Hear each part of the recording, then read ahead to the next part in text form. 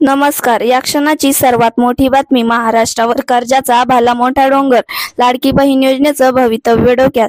नेमकं काय आहे बातमीत हे सविस्तर जाणून घेण्यासाठी मराठी राजकारण न्यूज या यूट्यूब चॅनलला अजूनपर्यंत सबस्क्राईब केलं नसेल तर लगेच सबस्क्राईब करा. व्हिडिओ आवडल्यास लाईक आणि शेअर करा. महाराष्ट्रावर कर्जाचा भला मोठा डोंगर असूनही संख्या तब्बल 7 लाख कोटींवर पोहोचली आहे. याला केवळ आणि केवळ महायुती सरकारच जबाबदार आहे, असा हल्लाबोल काँग्रेस प्रवक्ते आमदार भाई जगताप यांनी केला आहे. ते शनिवारी कोल्हापूर येथे पत्रकार परिषदेमध्ये बोलत होते.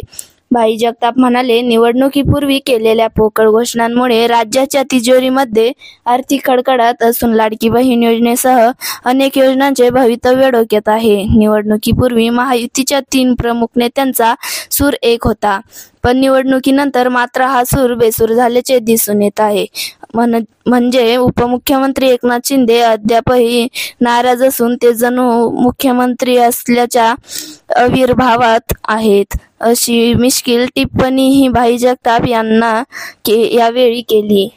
पुढे बोलताना म्हणाले, घोषणांचा पाऊस सुरू आहे, परंतु प्रत्यक्षात फार काही होताना दिसत नाही. नाही म्हणायला रस्ते विकासाकडे थोडे काम दिसते. राज्यावर 7 लाख कोटी रुपयांचे कर्ज आहेत. जन्माला येणारे प्रत्येक मूल डोक्यावर कर्ज घेऊन येत आहे.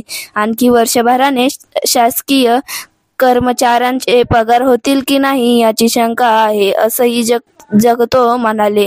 हिंदी विषयाच्या सक्तीने मराठीवर परिणाम होईल असं वाटत नाही. मुंबई महापालिका काँग्रेसने स्वतंत्रपणे लढवावी हे माझे पहिल्यापासून मत आहे. नितीन गडकरी यांच्याबद्दल मला आदर आहे, परंतु कित्येक वर्षे झाली तरी त्यांना मुंबई गोवा महामार्ग पूर्ण करता आलेला नाही. दळणवळण प्रभावी असेल तर विकास होतो हे वास्तव आहे, परंतु तरीही स्थानिक लोक भावना विचारात घेऊनच निर्णय व्हावा, असंही भाई जगताप म्हणाले.